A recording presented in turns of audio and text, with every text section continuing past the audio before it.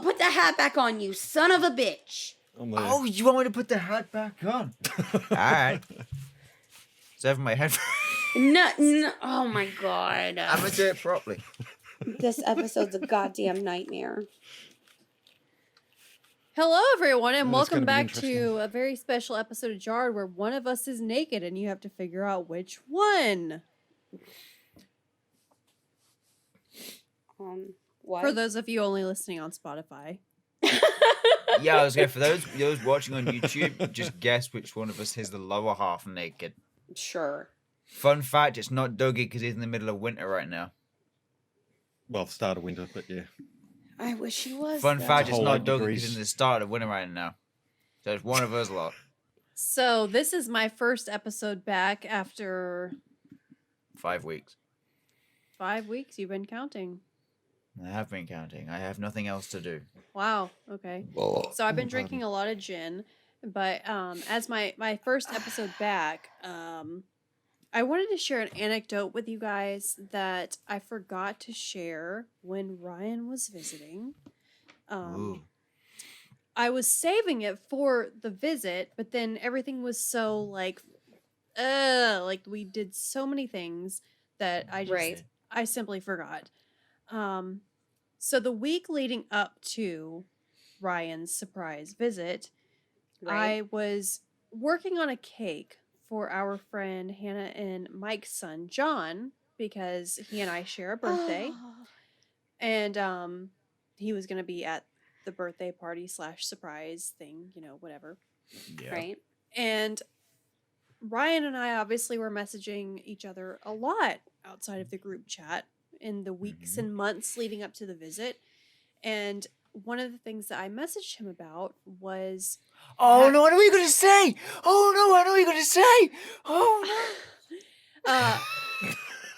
A few days before the party, so Hannah and Mike's son, who turned 8, I believe it was this 7 or 8. I probably thought about this. I think it was 7, but it's probably 8. I don't know. Anyway, I asked what kind of cake he wanted, and he said chocolate, as long as it's not cheesy. So I'm like, okay. So I decided to be fun Aunt Jess, and I was going to make him a chocolate cake and layer it with fondant and make it look like a slice of cheese, a cartoon slice of cheese. And I was worried because I haven't worked with fondant in years, like years. 5 or 6 years probably. I didn't know that they made pre-dyed fondant. So my biggest stress in the days before was getting the fondant and getting the food coloring and getting the color of the cheese just right, like the yellow. And then a few days before, when I was at Walmart looking for the fondant in question, I discovered that they had pre-dyed fondant. And I'm like, that's great. That's awesome. So I got the last box of yellow fondant that they had. And as soon as I left Walmart, I sent Ryan a voice message and I was telling him, I was really worried about this fondant situation. Like, I haven't worked with fondant since 2014, 2015, something like that. So I was worried about getting the color right on the fondant. And Ryan messages me back, voice message, and he's like, you keep saying fondant. You keep saying fondant. It's fondue. It's fucking fondant in my ass. It's fucking, what the fuck are you talking about? Fucking fondant. No! I already know where this is going, you fucking shithead. He's like, what the fuck are you talking about? Fucking fondant. It's fucking fondue. Like, what the fuck are you talking about? And I was like, what? And he's like, it's fucking fondue. That's what you put on a fucking cake. What the fuck are you talking about? Fondant. It's fondue. And I'm like, Ryan. And I had to school him on the differences between fondue and fondant via voice message on Facebook. And I didn't want to share it with you guys ahead of time because then I felt like we were on extra paranoid, like high alert that time. So I'm like, if I send them this situation, if I send them like the voice clips of this, they're going to be like, why is she messaging him about fondant outside of the group chat? That's kind of weird. which maybe no one would have questioned it. I don't know, but at the time we were just I trying to be wouldn't extra have. careful. Yeah. So I never sent it in the group chat, and I was like, you know what? I'm just gonna save this one for when he gets here for the surprise party night, and then I'm gonna tell everyone. And then I forgot to tell everyone, so now I'm telling everyone here that Ryan thought that fondant and fondue were the same thing. I totally forgot. Typical that Ryan. was a thing that happened. Okay. You know, let me before y'all drill into me, let me at least explain my part of it, okay?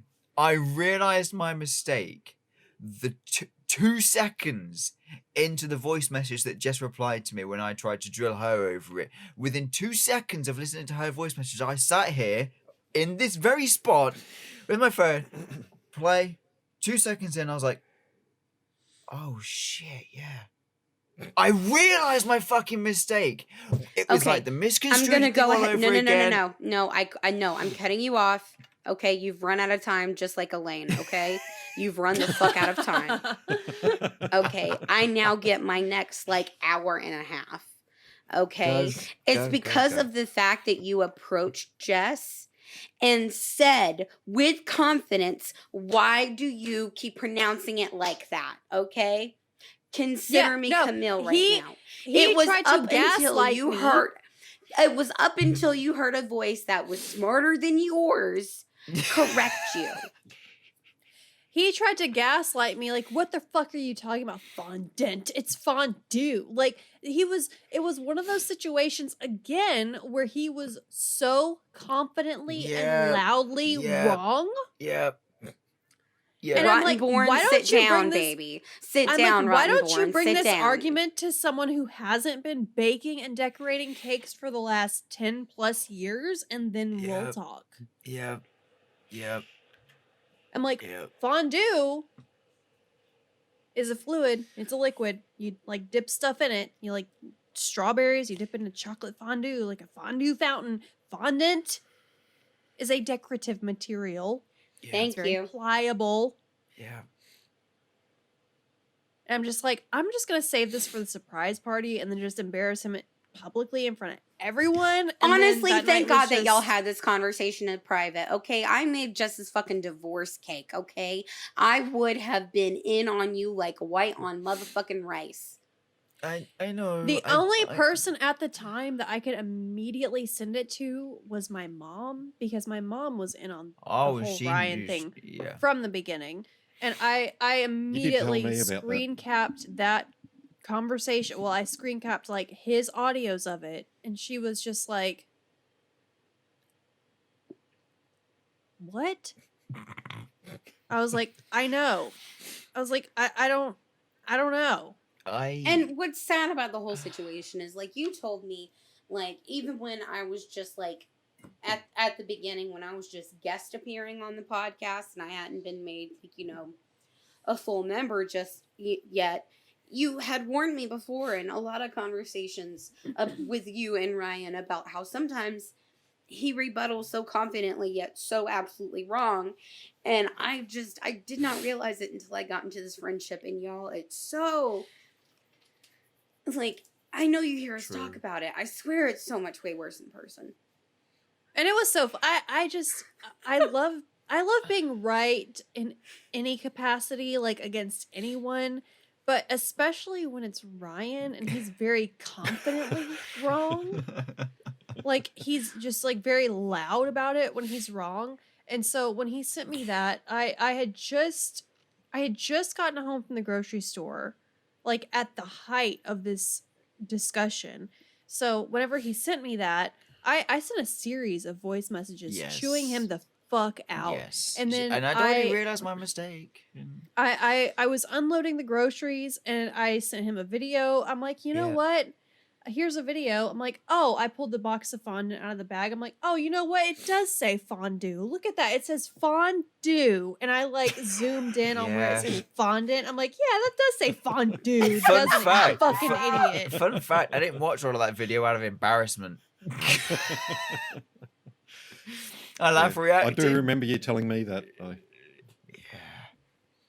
It was fucking I totally forgot about that. Imagine trying to argue with a woman who has been baking and decorating cakes for a decade at least. Imagine trying to argue with somebody That who you fondant is called fondue. Imagine trying to argue with somebody who I've already lost battles with more times than I care to Imagine- Then mention. why haven't you Imagine- goddamn learned? Imagine trying to argue with someone who still to this day bakes desserts at least once a week. Yeah, that part, believe it or not, does not fuss me. Like, Do you know what what Thursdays bothers me are, is the fact that I Ryan? still try to argue with you. Ryan, do you Why even- was I so confident in that? Ryan, do you even know what Thursdays are? What are Today, Thursdays, right? Ryan? Today? No. No, it's Saturday. Oh my God, you're so dumb. Do you know what Thursdays are? Thursdays are. No, I don't know what Thursdays are. My day off. Thursdays are the day that Jess bakes. She bakes every Thursday. She's been doing this for the better part of how many months, Jess? Since the beginning of the year. Jake's best every Jake's best. Jess bakes every Thursday. I know this because I go on Saturday and more than likely there are leftovers for me and I'm grateful and they always taste amazing. Amber's only just about to cry. I say, it sounded like you were going to cry at the end there. I already did. Thought you were going to crack.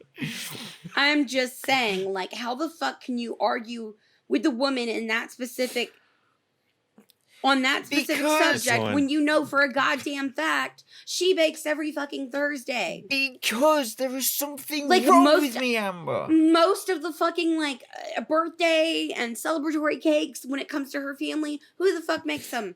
If it's not mama. No, I know it's Jess. I know it's Jess. But Yet you chose with your There- whole ass chest to sometimes- argue with her I on this. know. That's your Honestly- fault. You gotta bring the Honestly- chest. You gotta bring the chest into this. Honestly- Yeah, that hairy ass chest. Honestly, I think Ryan like has a humiliation kink. Why do you Like, think I I stayed think- with you? makes I think that's a real thing. Like I think he has a humiliation kink. Like I think he purposely I swear says to God, if and you does things. I swear to God, wrong? if you listen back to this while editing and masturbate, I will fucking kill you. Oh, this He ain't going probably out. will. This ain't going out until Monday because I ain't gonna be able to finish it tomorrow. I'm gonna be. He too probably busy. will because there is an underlying humiliation kink in there somewhere where like even when he knows he's wrong, he argues that he's right just to get proven wrong and then he's like, yeah, that's the good stuff. Just for the record, I don't have a humiliation kink. I actually think get- you do. I actually get extremely embarrassed and I cringe at myself. Just let the record straight. I don't believe that. I think you have a humiliation kink, which makes me think that with my need to constantly be right, I think that I could make serious money off of this. So if you're listening to this and you have a humiliation kink and you're willing to pay to be humiliated, hit me up because I can do it. I can dig down deep. I can embarrass you. I've got a fucking sharp ass tongue, so I can fucking annihilate your entire Hey, life and make we you feel are- more Hey, ashamed than you've hold ever on, felt hey. in your life. Hey, Jess, would you willing to accept a apprentice? Yeah, sure. We are about to extend our Patreon to tier 4s now. The fee's going to be a little bit higher than normal, but all the services will include what Jess has just advertised, and I shall drink to that. Wow, we should yeah. let him. You'll present get that. nothing in return. I will literally insult you and humiliate you and embarrass your entire life, and you give me money. So I'm getting it for free. Great. Yes, but now every time you do it, I'm going to be charging you $10 at least. Depending on the argument. If it's something monumentally stupid, I'm going to be charging you like 100 plus. If it's something like small, like misconstrued, then like $10. But if it's something like fondue, it's going to be 100 plus. Can I get a don't tax pull that rebate? shit again. No. it's- Doubtful. We should let you So start anyway- because you finished your drink, and we're all already pretty lit. Oh, that I'm- was the last of my bottles. Like I am There's Your bottle of water. my bottle of water. A bottle of water. What But- about your bottle of Sprite? Bro, that's still there. That's probably mine. Maybe. Actually, I think I chucked mine across the across the room. It might still be in the Actually, corner. yeah. Yeah, I chucked it across the room. Yours is still back there. Oh! Bitch. It's still... Oh, I'm sorry. Oh, I eated that thing after I downed the rest of it because I only had half the fuck. Oh shit.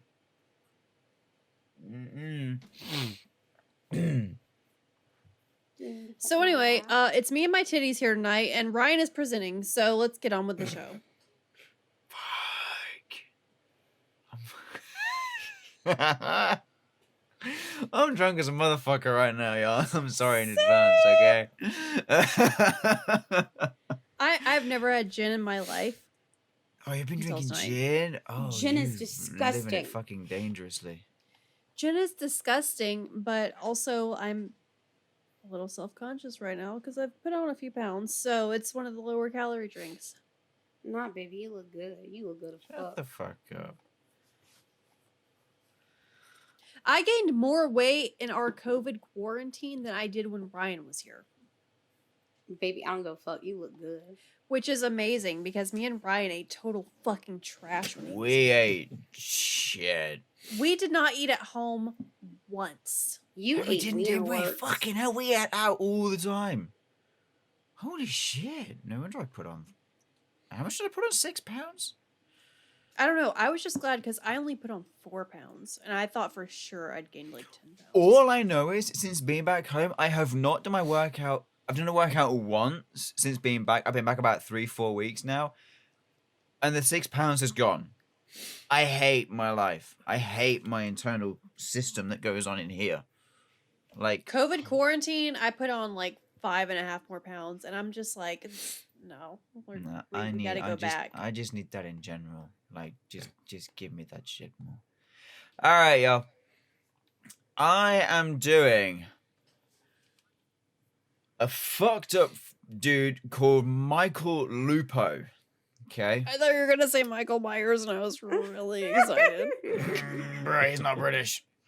He might be. I don't fucking know. We don't know that he doesn't We- talk. We don't know that. Well, this guy also goes by the alias of the Wolfman. Okay. I never heard of it. Okay, I'm always Werewolves of concerned London! when... Huh? Werewolves in London. Come on, Dougie, you got me. Warren Zevon, come on, Dougie. I know you got me. This guy lived in London. Come on. This guy lived in London. You got 2 of them already. So, I'm always concerned when serial killers have like nicknames like that, right? Because like you normally hear of them more, like the Zodiac Killer, for example. You know, everyone knows it because of the alias. I've never once heard of the Wolfman.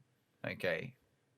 Which is why I've chosen him, because he's low profile. But when it's like he's got his own nickname, like how have I not heard of it? Anyway, he Hanky! Sorry. I mean, I don't know where to start with this one. I could start with how many he killed. I could start why he killed, or I could just jump straight into the history of him. I'm actually going to do the history. And just Start. No. How many did he kill? He killed 4 for definite, but there may have been more overall. Which was Oh, very can I- much like my last one. Yeah, Can I, 4 can for I definite. interject? more. Can- Go for it. I meant there was something I forgot to mention. Okay. So because I haven't been here. Listeners, so we had almost 1,000 downloads in April we fucking did. alone. April We alone. fucking did. Bearing in mind, that was in like the first 2.5 weeks. Yeah. We were nearly there. So by April 30th, it unfortunately I was hoping we'd hit 1,000 by the end of the month, but we were Yeah. 15 short. We were 985 by the end of the month. 15. That Still, was though. insane. Which our numbers this month haven't been as impressive, but they've definitely so far been more impressive than May. Yeah. So yeah, we just wanted to thank you guys. Say thank you. Because that was, I don't know what happened, but that was Mm-mm. nuts. Anyway, go on. Yeah. Michael Myers, go on. Thank you. Michael Lupo. Although I can now tag Michael Myers. Thank you. So anyway, Michael Lupo, aka the Wolfman, brutally mutilated four victims for definite, but there may have been a few more across the globe as well, which I shall get onto towards the end. But he was when was he born? He was born in 1953, but arrested in 1986. Okay, so the history of him: he was a former choir boy in Italy, which is where he was born. Lupo discovered his homosexual tendencies, happy Pride Month by the way, while serving with the elite military in the early 1970s. Commando training taught him how to kill barehanded, and he took his lessons with him when he left Italy to move to London in 1975.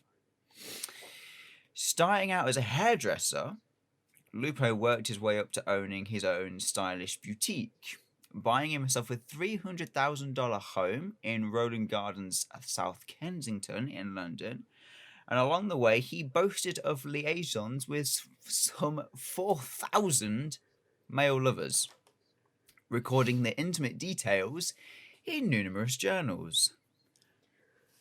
I'm lucky if I can count on one hand my intimates. Liaisons. I can count on Let's two not hands, even fucking but start barely. there. Let's not even Let fucking alone- start let- there.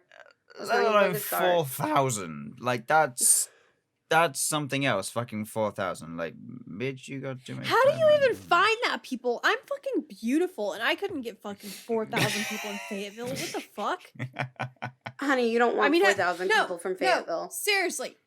Have you seen me? Like, there's no fucking, yeah, okay, but, in Fayetteville? 4,000 people? And, No. But Like- do you want 4,000 people from Fayetteville?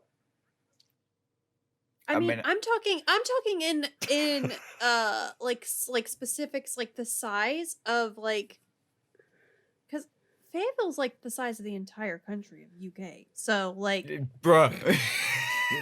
We drove a lot. did he just fuck everyone? Like, I just can't. I think he did. I mean, this is like 4,000 like across the globe, not just like London and Italy. This is like he traveled a lot. Anyway, after all of that, the payoff for promiscuity. Promiscuity? Thank you. I'm fucking hammered. Thank you. It's fondant. Shut the fuck up. Arrived in March of 1986 when he was given a positive diagnosis of AIDS. After which Lupo apparently ran amok, indulging his taste in sadomasochism. Sadomasochism. Thank you. Why did you pick this one? You can't even pronounce half the words. No, I can't pronounce half the words in this. It's entertainment. In a violent campaign of revenge against the gay community.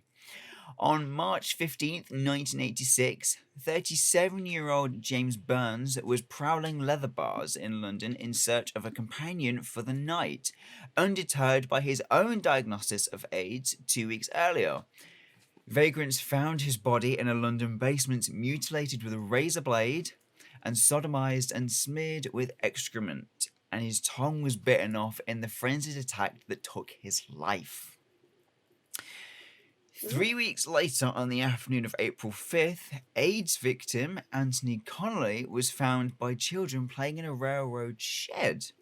His body slashed with a razor and smeared with human offal in a carbon copy homicide. Ugh. Lupo was leaving a gay bar on the night of April 18th, where he met an elderly tramp on Hungerford Bridge, and something inside him suddenly screamed out at the world. Assaulting the stranger, Lupo kicked him in the groin and strangled him on the spot, afterward dumping his body into the River Thames. The following day... Whoa, you're cutting me off. Yo, let's go. Okay, so as a native Englander, Yes. it's Thames? Thames, yes. Yeah. Thames Okay. or Thames. Okay, I was about to say, because Amber, correct me if I'm wrong, but we were always told it was Thames. Yeah. Depends what region from the UK you are from. If you are from London, you will call it the Thames. From where I am from, in Leicestershire, we call it the Thames or Thames, depending on however the tongue pronounces it. But either way, no matter where you're speaking about it in the UK, you know what you're referring to. So, okay, so is this one of those things again where you tell us that it's like a British thing and then it's just you being a dickhead, or like is it actually true? I prefer the term dumbhead, but yes. Okay. The following day, Lupo met Mark Leyland at Charing Cross, and the men made their way to a public restroom for sex. Once there, Leyland changed his mind, whereupon Lupo produced an iron bar and attacked him. Escaping with his life, Leyland reported the incident as a mugging, later telling the truth to the police after Lupo's arrest. Victim Damon McCluskey was last seen alive in a Kensington tavern on April 24th, 1986. His body later found strangled, raped, and mutilated with a razor in the same carbon copy homicide was discovered sometimes later in a basement flat. On the night of May 7th, Lupo picked up another gay partner, attempting to strangle him with a black nylon stocking, but once more his prey escaped. This time, police received a full report. The victim later toured gay bars with an escort to identify the culprit, finally spotting Lupo on the night of May 15th. A search of Lupo's home revealed one room converted into a modern torture chamber, and his confiscated diaries were reported to contain the names of all victims and prominent connections. Convicted at his trial in July 1987, Lupo received 4 life sentences and 2 terms of 7 years each for the attempted murders, with the judge's assurance that in this case, quote, life meant life, end quote. At this writing, Interpol is double-checking mutilation deaths in Amsterdam, West Berlin, Hamburg, Los Angeles, and New York City, seeking connections with Lupo and his various trips abroad, but no further charges were filed. In February of 1995, Lupo died in prison from AIDS-related illnesses. He had contracted the disease shortly before his killing spree, and he claimed that finding this out was what sent him on his wild rampage. Ugh. During his trial, he did plead guilty to all charges. I completely lost where I was. I was on such a good fucking roll. Fuck, I knew it was going too smoothly. Shit, fuck. Pleaded guilty to all charges, where he was then given the 4 life sentences plus 14 years. And that's when the investigation started into everywhere else that he'd travel abroad to. Yeah. That's Michael Lupo. I can understand Wow. why he got the nickname the Wolfman. Yeah, well, actually, I looked into this a bit further. Like, I was curious as to where Wolfman came from. That started, like, he gave himself that name when he was training. When he was training as a commando. When he was training as that, he gave himself the nickname. He later admitted, but no other origin about it really came out. It just kind of stuck with him. Like, that was the name he went by. It just so happens to be a coincidence alias as to then what happened The way afterwards. he killed people. Yeah. I like how I moved to make Hank look at the camera. And then he just turned the his other head. way. Hank, you're embarrassing me. But no, Oh, your no. guy was a sadistic fuck, dude. Oh, he was, pardon me, he was fucked up. He real fucked up. I mean, the only reason he then snapped and ran amok was he claimed it because he was diagnosed with AIDS. That was what made him snap, and that's what made him go over the edge. I mean, I don't think I get it. I mean, plenty of people have HIV and AIDS and things like that, and they don't. And they don't That's go on a something mass that's- killing spree. Was there anything like in his childhood that you found that Like, were did he there hit his head head? injuries? I don't think there was. Bear with me. You're such a good boy. No, there is nothing about his childhood. No Um, abuse, nothing like that. No, absolutely nothing at all regarding it whatsoever. There's nothing in In here about his his- history. Literally, just the in his only bit of stint- history that's. Sorry, go on, Dougie. No, you're right. You go. I was gonna say the only thing that stood out, really in his history was the fact that he was taught how to kill barehanded when he was training as a commando. I Yeah. was just going to say, with his stint in the army, did he actually get deployed at any time? Did you Again, know that? I'm just going off of Murderpedia here. There's nothing about that either. Shout out Um, Murderpedia, by the way. Yeah, I mean we're Yeah. all just bouncing off Murderpedia here, and it's an amazing source. If you ever want to sponsor a season, I mean, this would have been the one to do it. Just saying. Facts. So no, I Yeah, imagine he was. I was just thinking because I that maybe there was something in if he'd PTSD. been deployed. Yeah, PTSD. Yeah. Yeah.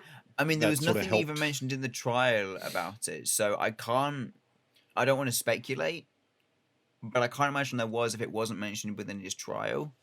But it or really if- threw me when you said he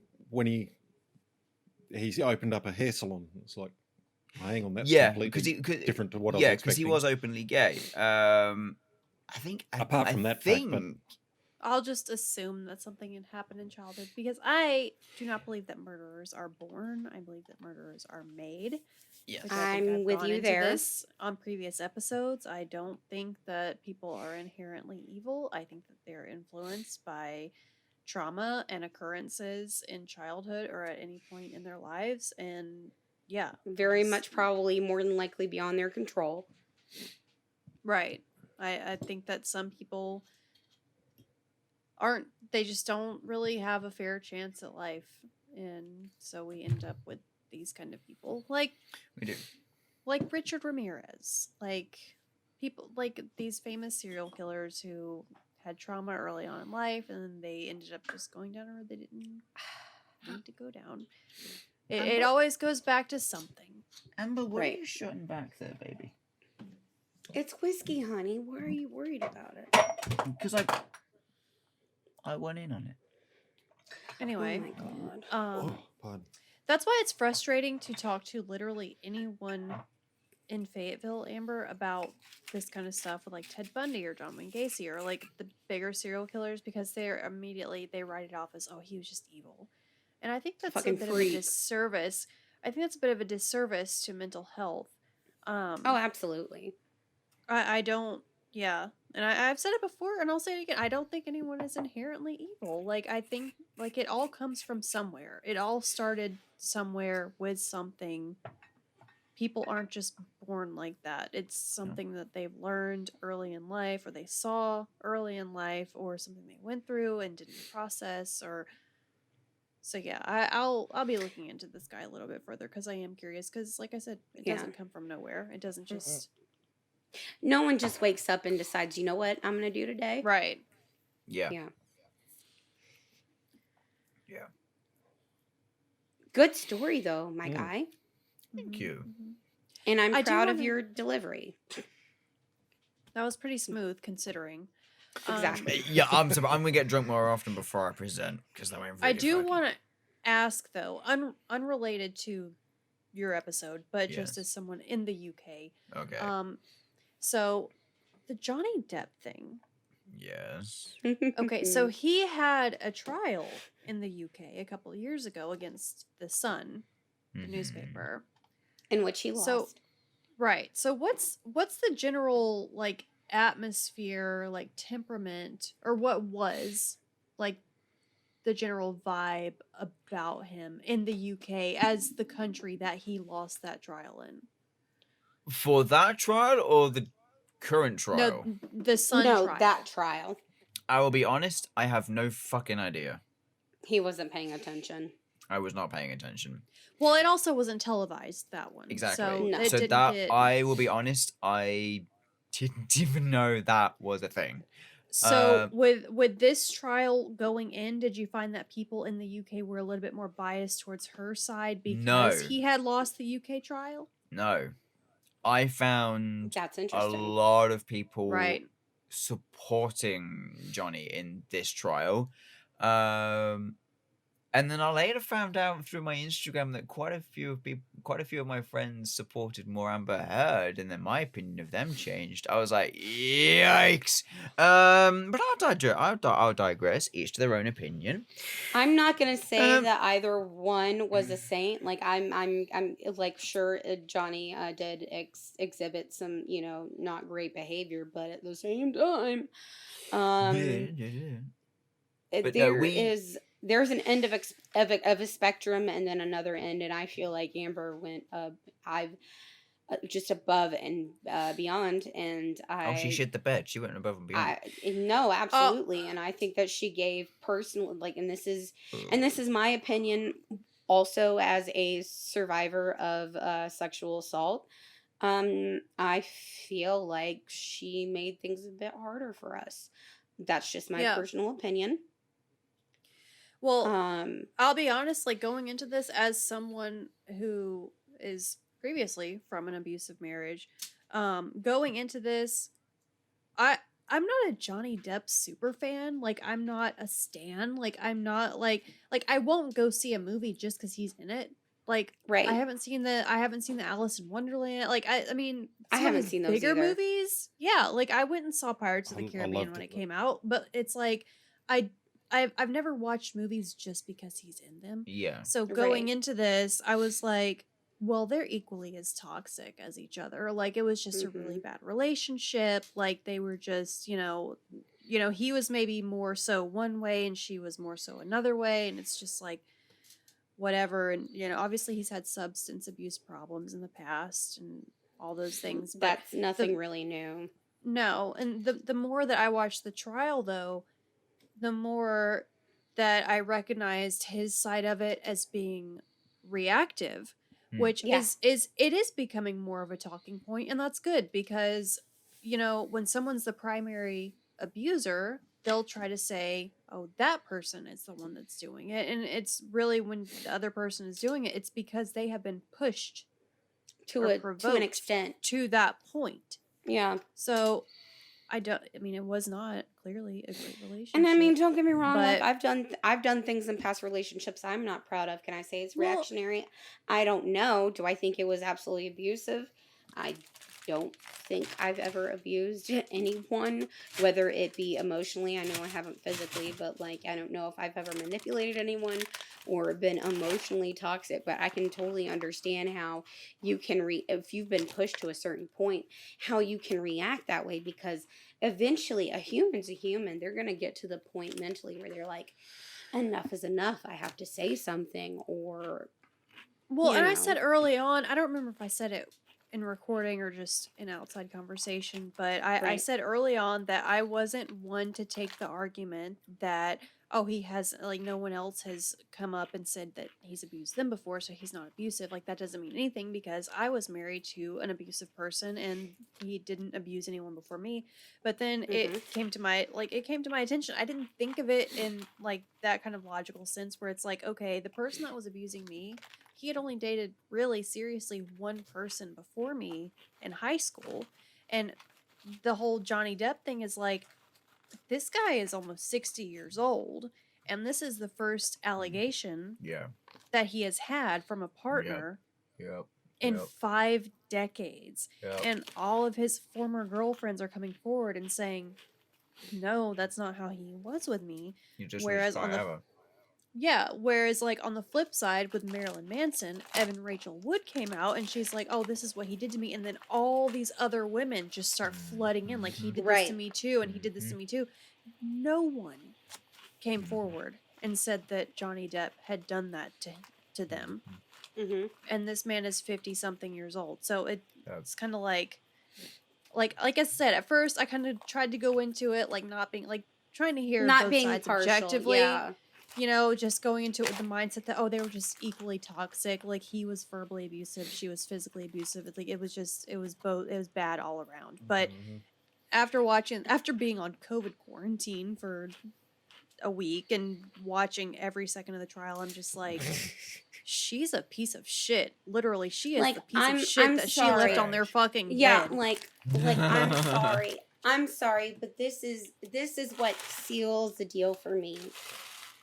And it's a little bit of a culmination of some of the things that she did, but when you pair it with this one specific thing, like when you take into the fact that she did not donate her money to the ACLU, like she said, right? When you take into the fact that she did not donate her money but she pledged to the Children's Hospital of LA, when you take that into account, and then on top of all of this, you hear her on recording say, "Tell them, Johnny." Yep. A man that you've been abused. Tell them, Johnny, I'm sorry. A person who wants to claim themselves as an ambassador. A person that wants to claim themselves as a voice of beacon for the Me Too movement and wants to take a stance against domestic violence and sexual assault. The fact that they had the audacity at one point in time, whether they were being abused or not, to say to someone like that, the words that she chose to speak to him in that moment, and how she said it. We have heard so many recordings of the two of them, and not just in the trial. I mean, there are recordings from many other situations that have come out since then, from like the Australia thing with him getting his finger cut off and all those things. And it's like, not all abuse situations are the same, but and there's no such thing as a perfect victim either. Right. As someone who's been in that situation where you've had the fucking brakes beat off of your ass, I would never in a million fucking years dream of speaking to my ex-husband the way she spoke to him regularly. Like all those recordings, it's like she wasn't scared of him. Like I spoke to my ex-husband like that one time. Once. And you know what happened? That was all it took, right? I got the fucking brakes beat off my ass. And never again. If you're scared of if you're fearing for your life, if you're really scared of that person, you're not going to continuously talk to them like that. You're going to be walking on eggshells for the remainder of your relationship. I would never, ever speak to my ex the way that she was speaking to him on those numerous recordings. Like she wasn't scared of him. Like every time one of those recordings came up, I'm like, there's no fucking way. She wasn't afraid of him. Like as someone who has been in that situation, she is not fucking afraid of him. Yep. Like, wow, he said some fucked up things about her in text messages, but not directly to her. And he was speaking to his friends. Like, how many fucking times? Okay. Like, okay, maybe I'll go to jail for this, but how many fucking times have I plotted my ex-husband's murder with my friends? Okay? Like, I'm gonna bleep that out just for your fucking safety. Like, how many times have I done that? How many different fucked up creative names have I called him to my friends? Like, that's not really like a thing in a court trial, okay? Like, yeah, like he was a piece of fucking shit. Honestly, like, I'm gonna fucking say the worst shit about him I can think of to my best friends. Get the fuck out of here. Honestly, though, that would be the exact same thing if someone went into our group chat and seen some of the fucked up shit that we all said. Me and Mike are literally on TikTok. That's like not. I'm not. Like, I'm surprised. I'm surprised I'm not on some watch list for some of the military things I've asked out of Mike that he has graciously denied me. Army, please don't fire him. He's a good dude. None of those text messages fazed me. I'm like, who cares? Like he said he hoped that her corpse was rotting in the back of a Honda. Like, I wish I'd been that creative when talking to my friends about my ex. Like, yeah, I said some fucked up shit too to my friends. It's not like he was saying this shit to her. Yeah. I mean, he called her a cunt on recording a couple of times, but then again, hold on. he's a man of culture. Yeah, he's a worldly man, so it's Yeah. like we know he has a house in Australia, so Yeah. he's probably familiar with the vernacular He's just- in Australia, Yeah. so that he knows that cunt is not as serious. It's a time of endearment. I can't. How you doing? Well, not in these recordings, but it also No. is probably like one of those things where it's like America is really the It can be only used in many country. situations. Yes. America's the only country that takes cunt as like the predominant insult. Oh, we do So as it's well. like- We do in the UK. Oh, okay. Well, gonna look at I mean, the him camera? using that, I'm just like, whatever. Like, ever since I started hanging out No. with like Dougie and Abdi, I'm like, I'll call everyone a cunt. I don't care. And like, it like shocks some people because I forget that like Americans take it so like, oh my god, like that's the worst thing you can call someone. I'm like, no, it's not. It's literally just, cunt. Like whatever. Just a word. So I mean, him calling her that, I'm like, I don't care. Like, Hi, big boy. whatever. Good for him. I had a Lovely. mega pint for him the night he won, Good and I for watched Johnny. Pirates of the Caribbean. So I was planning a trip to Sheffield. Legit. What I loved about that was the fact that it was a complete massacre and her verdict was read. And he wasn't even Bro. there. And he I was wasn't even surprised he got all 3, but he fucking swept them the fuck there. He up. was literally like in Sheffield. That's like. Oh, Well, it's fuck, hard to it's about like an say. hour and a half It's hard to drive say from here. because they were both like, oh, like they defamed me, but it's like it's hard for her to say, oh, he defamed me when she still has a supporting, like co-star role in a humongous superhero franchise, Mhm. and like as soon as the allegations against him came out, he's dropped from everything. Yep. Like, come on. Yep. Whatever. So that's that. That is our episode. Welcome back to Jarred. Oh, We are wow. back in season after all Well- 4 of us anyway, after I was like, like we were a- back last week. however long hiatus. I'm sorry my dad had a birthday. Can you relate? Do you have a dad? No. Anyway. So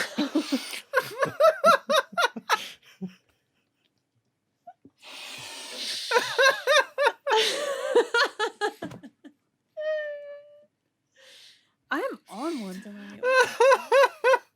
I'm gonna go jerk off. That was really a kink. That was a real turn on for me right there. Oh, Jesus fucking Christ. Follow us on Humiliation all of our kink. social medias. Become a patron on our Patreon. We really appreciate it. Fucking bye.